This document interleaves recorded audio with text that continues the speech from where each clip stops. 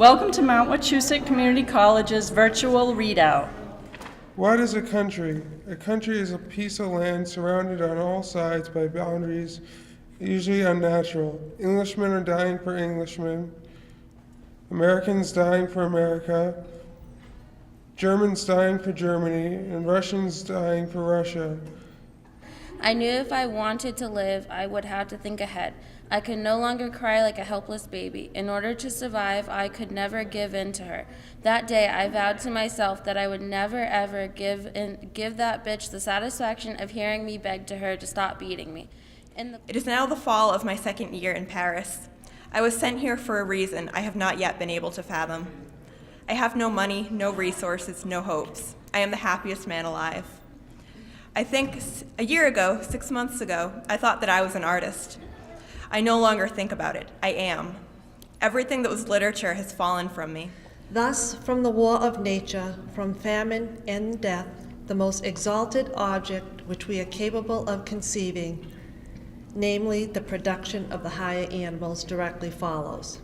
There is grandeur in this view of life, with its several powers, having been originally breathed by the Creator into a few forms or into one. From so simple a beginning, endless forms, most beautiful and most wonderful, have been and are being evolved. Gatsby believed in the green light, the orgasmic future that year by year recedes before us. It eluded us then, but that's no matter. Tomorrow we will run faster, stretch out our arms further, and one fine morning, so we beat on, boats against the current, borne back ceaselessly into the past. George and Harold were best friends. They had a lot in common. They lived right next door to each other, and they were both in the same fourth grade class at Jerome Horwitz Elementary School. George and Harold were usually responsible kids. Whenever anything bad happened, George and Harold were usually responsible. But don't get the wrong idea about these two. George and Harold were actually very nice boys, no matter what everybody else thought. The treatment of heroes, Columbus, and their victims, the Arawaks, the quiet acceptance of conquest and murder in the name of progress, is only one aspect of a certain approach to history in which the past is told from the point of view of governments, conquerors, diplomats, leaders. It is as if they, like Columbus, deserve universal acceptance, as if they, the founding fathers, Jackson, Lincoln, Wilson, Roosevelt, Kennedy, the leading members of Congress, the famous justices of the Supreme Court, represent the nation as a whole. Jim talked out loud all the time while I was talking to myself. He was saying how the first thing he would do when he got to a free state, he would go to saving up money and never spend a single cent. And we got enough money, he would buy his wife, which was owned on a farm close to where Miss Watson lived. And then they would both go to work to buy the two children.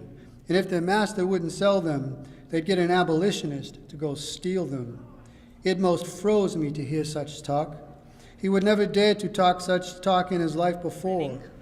Aunt Spiker was thin as a wire, and dry as a bone, only drier. She was so long and thin, if you carried her in, you could use her for poking the fire. I must do something quickly, she frowned. I want fat. I want pound upon pound.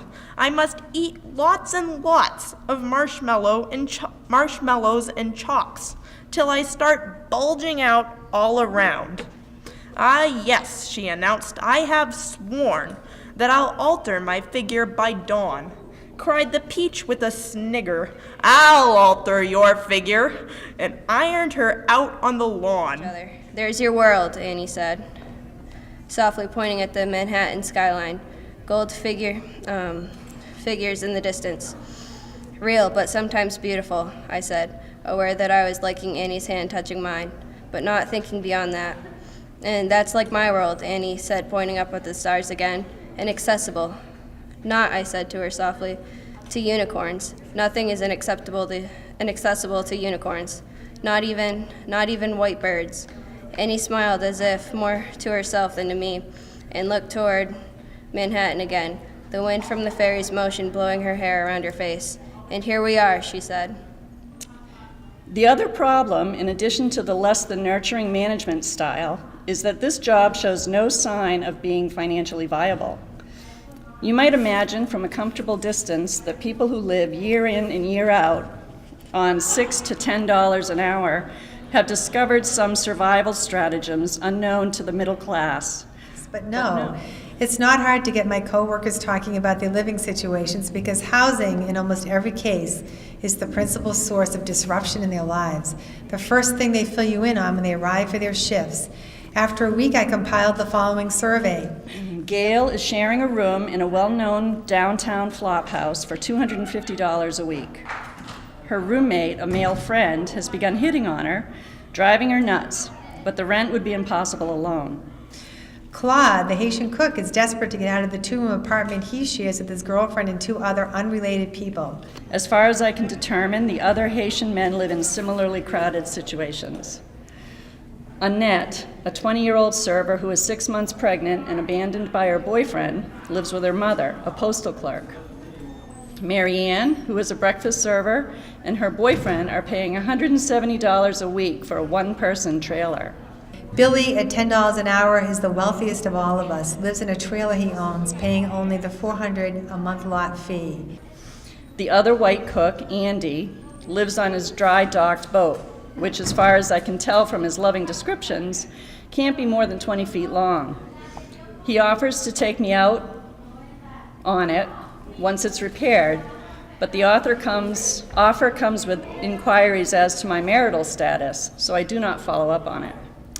Tina, another server, and her husband are paying $60 a night for a room in the Days Inn. This is because they have no car, and the Days Inn is in walking distance of the Hearthside.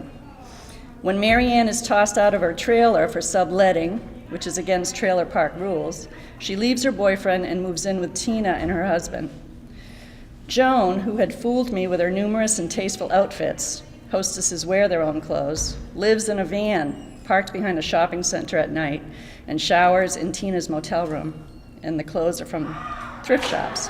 It strikes me that there is gross improvidence in some of these arrangements. When Gail and I are wrapping silverware and napkins, the only task for which we are permitted to sit, she tells me she's thinking of escaping from her roommate by moving into a Days Inn. I'm astounded, and I say to her, how can you even think of paying $40 to $60 a day? But I sounded somewhat like a fool. She squints at me in disbelief. But where am I supposed to get a month's rent and a month's deposit for an apartment? I'd been feeling pretty smug about my $500 efficiency, but of course it was made possible only by the $1,000 I had allotted myself for startup costs when I began this experiment. In poverty, as in certain propositions in physics, starting conditions are everything.